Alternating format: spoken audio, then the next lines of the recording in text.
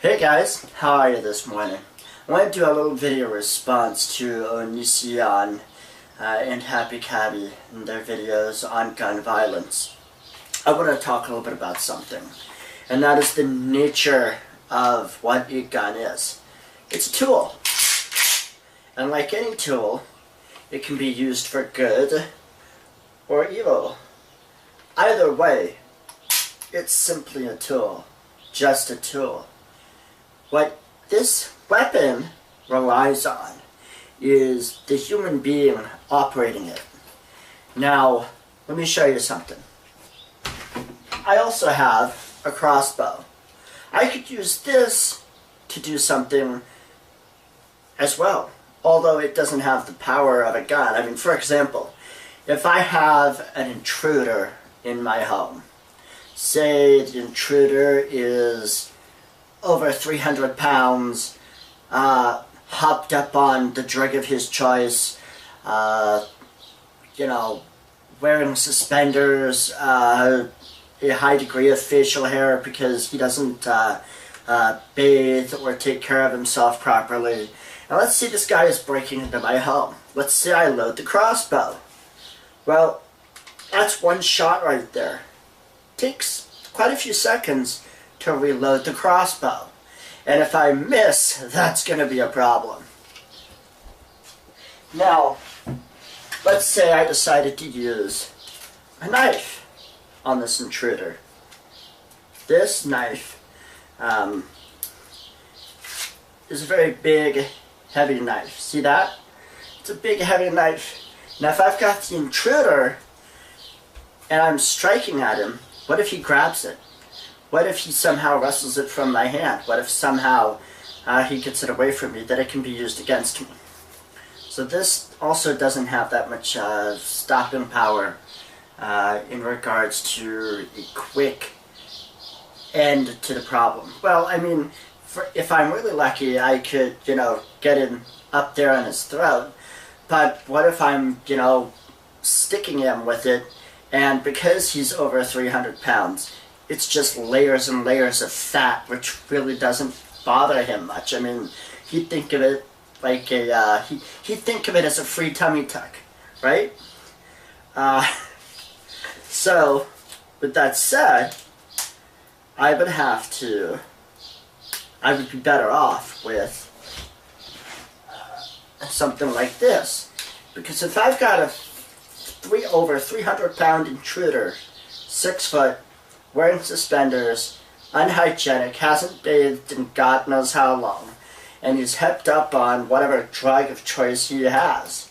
And I have this, which I believe it will hold, I forget how many shots it holds at once, I think 4 or 5. I'm probably wrong on that. I actually haven't fired this yet. I need to go out to the range sometime. I would basically aim it at the intruder. I would charge it, or whatever. And I would say to the intruder, back off. Don't get out of my house or I'll shoot you. Well, if the intruder didn't, then I would pull the trigger. And if he continued and got closer, I would once again and fire again. Although I'm pretty sure your average intruder would be, would stop at the sight of a gun. You wouldn't even have to really use it. Now, as far as handguns go, I probably need to get a handgun because those are much more compact. Because, if it's a small space like this room, there's not really, a lot of room for me to do much. So while this is a good tactical weapon to a great degree, it still does not serve the same function as a handgun. Oh look, a troll! Ooh, got him! So... Now let's be serious for a second. The reality of it is a gun is just a tool. It is not the gun. It is the character of the person with the tool. You can have almost any object in your hand. For example, if a sociopath or a psychopath, say, let's use the example of the 300 plus, 6 foot, unhygienic, hasn't bathed in weeks, high on drugs, wearing suspenders, psychopath, he could take this weapon and probably kill somebody with it. But you're saying that's not a weapon, it's just a pen. If you're crazy, you can make this a weapon.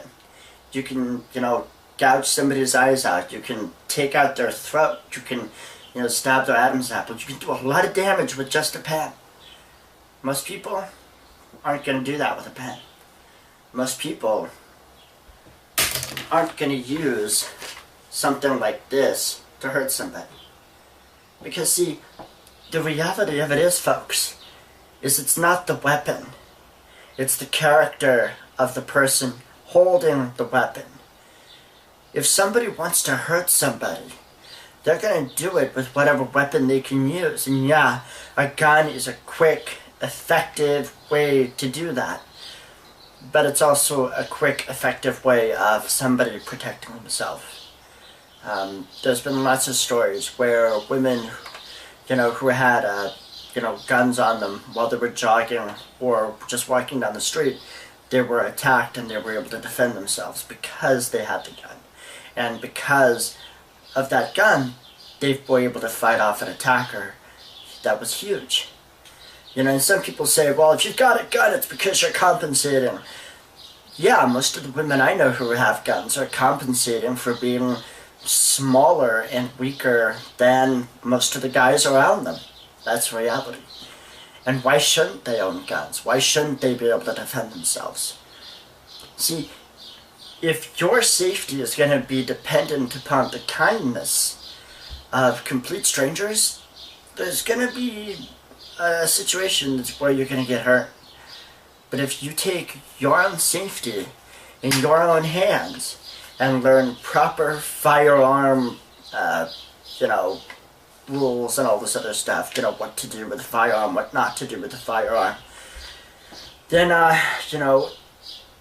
you're going to be that much safer. Now, again, with the character, most of the people involved in gun crimes come from the inner cities.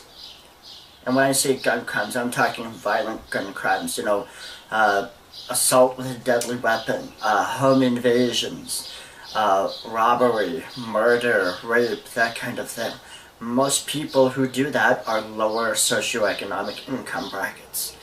Most of them just happen to be minorities.